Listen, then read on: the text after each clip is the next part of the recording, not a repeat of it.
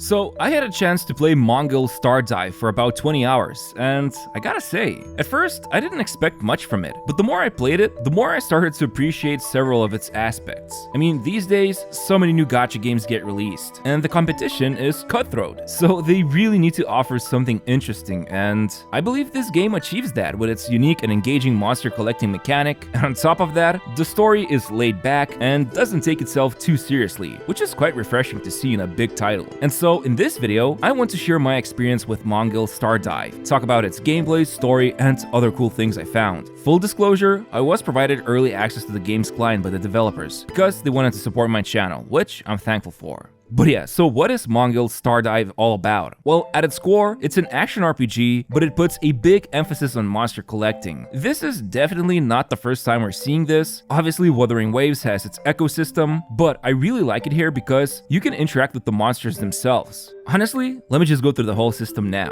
So basically, the monsters you fight in the map zones can be absorbed by this adorable cat companion Nyanners, and each monster has a chance to become a monsterling, a super cute trinket that you can equip on your characters. What I really like about this is that you can see visually these tiny monsterling trinkets appear on the active unit. Now, every character can equip up to 3 monsterlings, although on this client I was only able to use 1 at a time because I couldn't progress further into the story. But each monsterling has 2 traits, which are basically stats for the equipped unit, and then they also have a passive ability. If that's not enough, you can also trigger equipped monsterling's link chain ability, which can be reviewed at the menu here. Every one of them has a specific condition how to trigger its ability. For example, Wet Leaf Slime here gives 20% attack boost after landing a hit, but Fork Mugger, which by the way, hilarious name, this one can give a big attack boost after the character does an evasion counter. You'll also notice these chain links for each monsterling can be leveled up by using materials, some of which include the actual monsterling's items that they drop when you defeat them.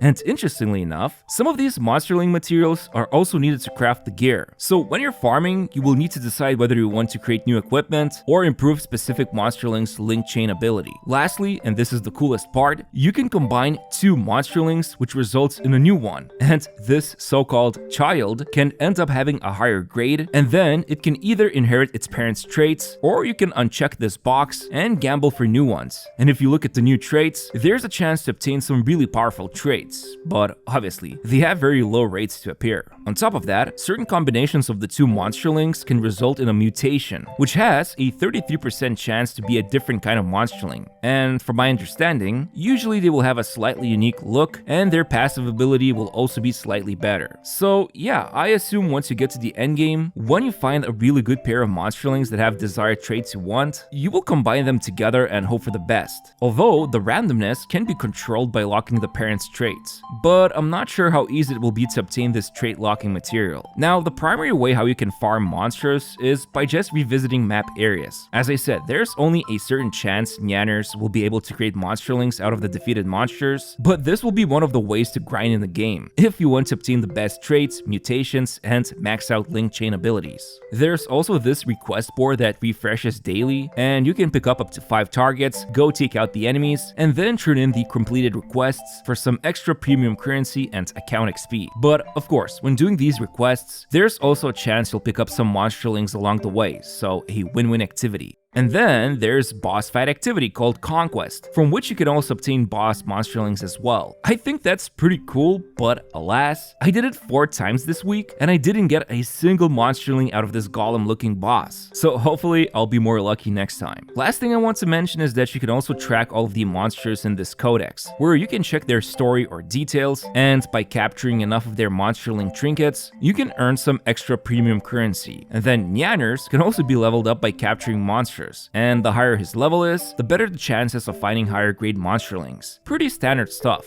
Although, you can give Nyanners a custom name, and I chose a bunch of nonsensical cutesy words I like to say to my cats. Overall, the monster capturing system is quite deep. This is where we'll spend a lot of time in the game, and the idea of capturing rare monsters and finding the best traits definitely excites me. And of course, the possibility to show off their trinkets on my active unit is also quite fun. And it's just really nice to see the monsters fight alongside your team when their chain links are triggered. Speaking of which, here's a quick overview of combat. You build a team of 3 units, each character belongs to a different role and element. For example, destroyers are good at staggering the enemies, while assassins deal better damage when the enemies are fully staggered. There's also supports, fighters, and so on. Every character also belongs to one of the elements, and they can apply statuses with elements of fire, wind, ice, earth, and lightning. But what's more interesting is that some of the elite or boss enemies can only be interrupted by using specific elemental attacks. I'd say the combat has some similarities with ZZZ, but with the elemental system and a couple of unique mechanics, like you can stun the enemy for a brief moment when swapping at the right time, and so on. The combat feels unique enough to stand out. I mean, it's also got standard stuff like each unit can perform their skill, ultimate, basic attacks, and they also have switch skills that happen when you swap between them. But I will say this, MONGIL Stardive leans more to the cultured side when it comes to the character designs. The art style is quite big and bold, if you know what I mean. Nevertheless, I would still say the game's models are highly detailed, and I found a lot of the designs and voice acting to be really fun. My personal favorite is Flare. She is hot-headed, rude, and thinks she's better than anyone. I love it. Now, since this is a game that relies on gacha monetization, how is it? There's no 50-50 involved, and so far, there's one featured character banner, which is this maid Esther, and you can also pull for her weapon, which the game calls it Artifact. A little confusing for those of us who play other gachas, to be honest, but there's also standard banner and standard weapon banner, on which you can select the 5-star standard weapon before pulling for it. I mean, gacha here is alright, especially since there's no 50-50, which to me sounds good enough. So moving over, let me tell you about the story and what I think about it. Okay, so you start the game by first selecting difficulty, which is quite interesting to see in a live service game, but it can be changed at any time. And then you stab a fox girl,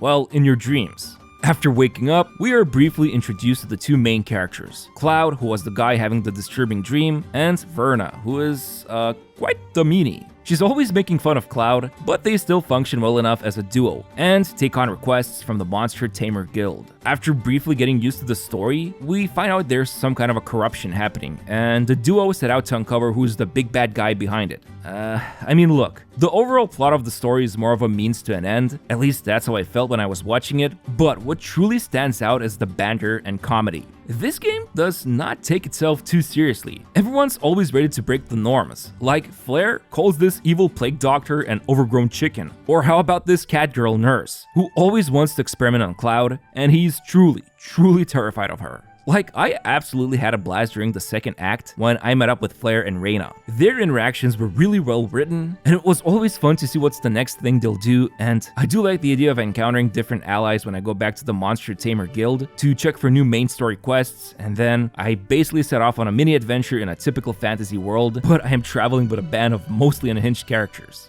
Like, take for example Esther. As I said, she's the first featured unit, and she's a maid warrior. Typical stuff in an anime game. But she also has a hidden katana in her broomstick, and she's quite the leader, even if she's an assassin who can confuse the enemies and fight from the shadows. Again, pretty interesting way to introduce a character into the story and gameplay itself. So yeah, overall, I think the plot is decent enough right now, but the actual characters and their banter is what makes MONGIL Stardive really shine. That and monster collecting. Besides that, there's a few other things you can expect to see when booting up the game, including some domain farming where you spend your stamina points. However, at least here you just need to do the domain once, and then you can swipe to auto-clear stages immediately, which is a really useful time saver. In fact, you can even auto-clear boss fights once you beat them. And yeah, there's also cooking, and as I've mentioned before, you can craft equipment, and the maps themselves contain puzzles, treasure chests, ores, gatherable materials, all the usual good stuff you can expect from a game that allows you to explore it. Plus, of course, there's tons of side quests, and I will say, they feel distinct enough and few of them were quite hilarious.